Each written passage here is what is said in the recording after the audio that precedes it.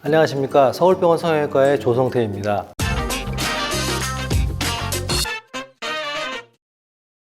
이번 시간에는 비골골절에 대해서 말씀드리도록 하겠습니다.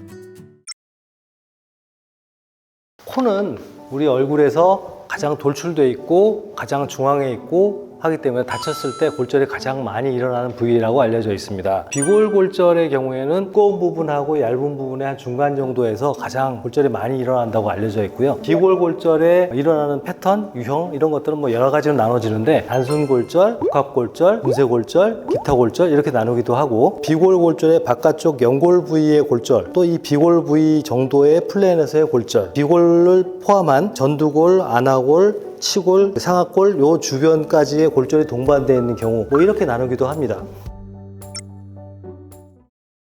전문의에 의해서 문진과 촉진에 의해서 어느 정도 진단을 해낼 수 있습니다. 하지만 정확한 진단은 방사선과적으로 확진을 하게 되겠습니다. 엑스레이와 CT에 의해서 정확한 진단이 가능하고요. 정확한 진단에 의해서 수술의 플랜을 잡을 수 있습니다.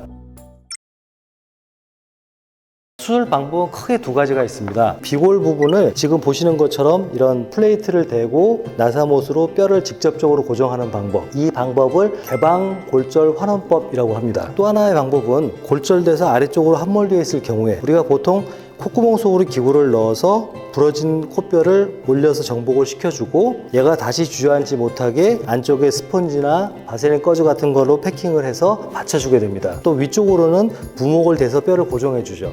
이런 방법을 폐쇄골절 환원법, 비관할적 정복술이라고 합니다. 패킹되어 있는 것은 3일에서 한 5일 정도 유지하다가 제거해주게 되는데요. 일반적으로 비골골절의 경우에는 이런 비관할적 방법을 사용하는 게 일반적입니다. 그러나 경우에 따라서는 이 패킹을 할 수 없는 경우라든지 이미 코잔등에 열상이 심하게 있어서 뼈가 노출되어 있는 경우라든지 뼈가 깨지면서 꽉 낑기는 경우가 있어요. 단단히 붙여 있으면 안쪽에서 얘를 들어 올려도 뼈가 움직여지지 않는 경우가 있을 수 있습니다. 그런 경우에는 개방형으로 절개를 해서 뼈를 드러내고 뼈를 정복하고 나서 플레이트로 고정하는 이런 방법을 사용하게 되겠습니다. 이런 비골골절을 수술할 수 있는 시기는 다치고 나서 보통 2주 이내에는 수술을 할 수 있다고 하는 게 교과서적인 얘기입니다. 하지만 임상적으로는 보통 비골골절 다치고 나서 대개 일주일, 늦어도 열흘 이내에는 수술해 주는 것이 좋다고 되어 있습니다.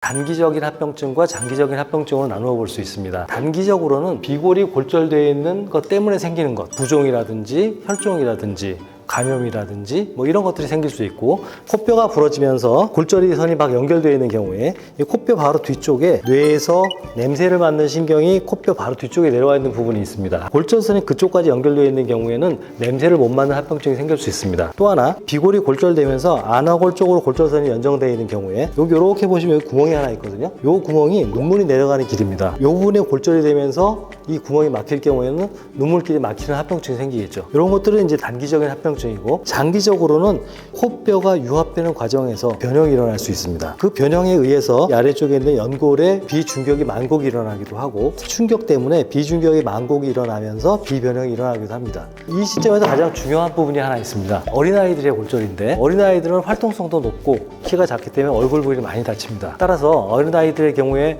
뼈가 무르고 살이 많아서 덜 다치기는 하지만 그래도 아이들의 경우에 골절은 많이 일어납니다. 아이들의 비골골절의 경우에는 어른들보다 유합 속도가 굉장히 빠르기 때문에 가능한 빨리, 늦어도 일주일 이내에 수술해 주는 것을 원칙으로 합니다. 또 어린아이들의 경우에는 어른들하고 골절의 양상이 좀 다릅니다. 골절되어 있는 부분이 아이들의 성장의 모멘텀, 즉 자라나는 부분이 망가지는 거기 때문에 아이들의 경우에 비골골절이 생겼을 경우 나중에 비변형이 일어날 가능성이 높습니다. 따라서 아이들의 경우에 코를 다쳤다 했을 때는 꼭 전문의의 진료와 진단이 꼭 필요하다고 하겠습니다. 비골골절은 단순히 생각할 수도 있고 가볍게 생각할 수도 있지만 코가 변형돼 보일 수 있다는 점, 또 그로 인해서 비중격 만곡이라든지 몇 가지 합병증이 일어날 수 있다는 점, 이런 것들 때문에 코를 다쳤거나 했을 때는 성형외과 전문의의 세심한 진료와 정확한 치료 꼭 필요하다고 하겠습니다. 감사합니다.